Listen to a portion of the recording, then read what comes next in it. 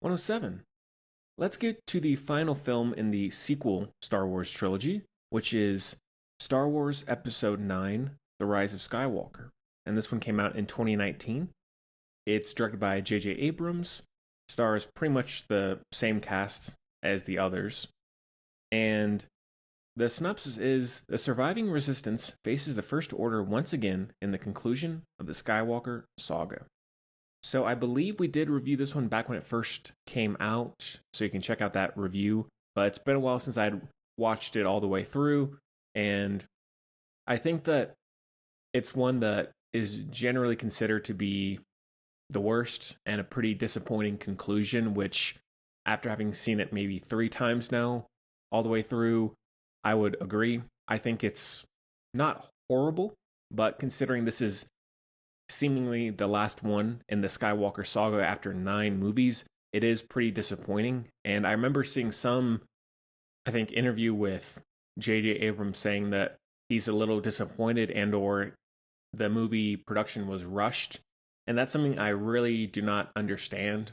I understand that there are a lot of moving pieces and you need to keep up with certain trends or release dates, whatever. But I think rushing the last movie in really the most successful franchise of all time seems absurd.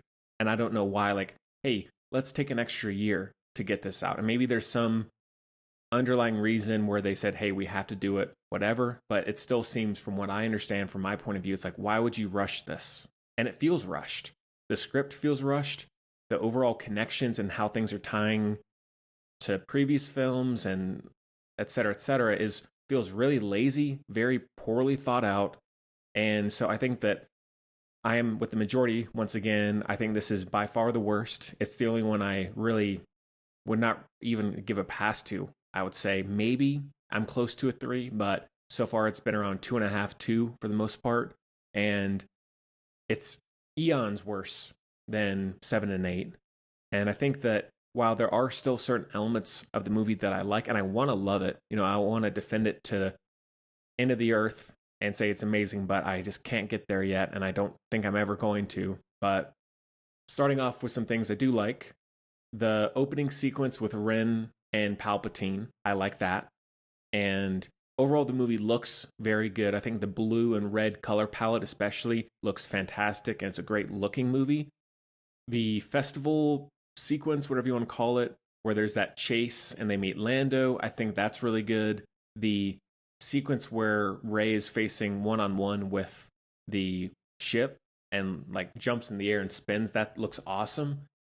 And I do like how the reveal of Palpatine is done with Rey, and the fight between Rey and Ren on that oceanside cliff ship, whatever it is, that's awesome. I think visually it looks great. The choreography, like again, as I said in 7 or 8, that review, the lightsaber fights are top notch in a variety of ways in all 3. I'll always praise those, regardless of the rest of the film.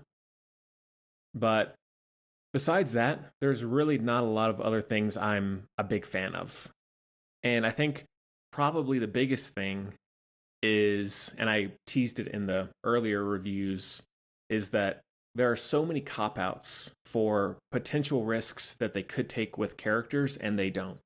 And the biggest thing is I don't necessarily need Rey to become evil. Like, I'm fine with a good character seeing the dark side and sort of battling with that. I think that's still interesting, but I feel like there could have been more done with that, where maybe she just takes time in the dark side and then comes back. It's all just feels very Russian. I get that it's a movie, they don't have 3 seasons to flesh it out, but I feel like with all of the teases of her potentially going to the dark side, being evil, joining Kylo Ren, whatever, Palpatine, it doesn't feel very satisfying.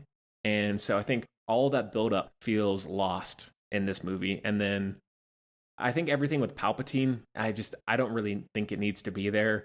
When they revealed that, when this was coming out, I was like, okay, I don't really need that. I don't really care. Palpatine is all right in the prequel trilogy, but I didn't need to see him again. And then Rey being a descendant of Palpatine feels lame. And not only that, but probably the biggest thing overall, and if I'm misreading something, or reaching too far here, I apologize, but this is what I got from it is there's so much talk through this whole franchise about your name doesn't matter. It matters what you do with it. If you were born into an evil family, into a poor family, into a rich family, whatever, you make your own way. You're your own person. Do not let a name, a title define you. Anyone can be anything. Anyone can be a hero. That's a good message, And so knowing that Rey is a Palpatine by the end, I was hoping the first time I saw it, I was like, okay, well, she's asked what her last name is at the end of the movie. That's like the teaser or whatever, or the ending piece. And she's like, Skywalker. And I'm like, okay, so even though this whole franchise has teased what I was just saying, how names don't matter, you were given something that you weren't necessarily wanting to be a part of, grouped into, don't let that define you. You can still choose that name and do something with it. And I understand that there are some other, maybe looking back in retrospect, or how that could have ramifications for her later on as a character. But at the same time, I think choosing the most prestigious legacy name in all of Star Wars is a bit ridiculous and really cops out the overall meaning. So I thought that the end sequence there was so disappointing because I wanted them to say, all right, here's how it's going to be. You don't need to do it the famous, iconic, prestigious way. Choose the name that you have and go with that. Make your own life. So I think that there are a number of things like that in this that make me feel like, it just doesn't work. And also another thing that is a cop out. I don't know why this movie was so plagued with this. Again, it feels so rushed and lazy. Is the Chewbacca fake death, where you see the ship blown up or hit and it crashes, whatever it is, and then you think, oh wow, like the characters are thinking, we just lost Chewbacca, and the audience is like, oh my god, Chewbacca died. And then he's not.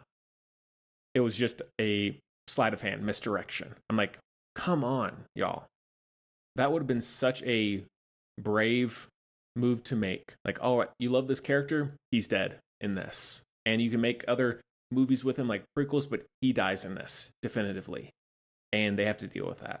And so I thought that was so aggravating. And I hate that kind of thing in movies. I hate it, especially when you're dealing with characters and situations that have weight, and you could say, this character's gone. This place is destroyed forever. And so I didn't like that. Otherwise, score looks good. Performances are good. Still really like Daisy Ridley. As I said in part 8, the Oscar Isaac storyline, I think, is by far the weakest. It really just doesn't need to be there. I feel like he's just standing around talking, and it just bloats the movie. So don't like that. The final action sequence goes on way too long. It just feels so like, all right, why are we in this big action sequence? Do we really need this for it to be satisfying? Couldn't we have more character moments? The kiss is weird with Ren and Rey.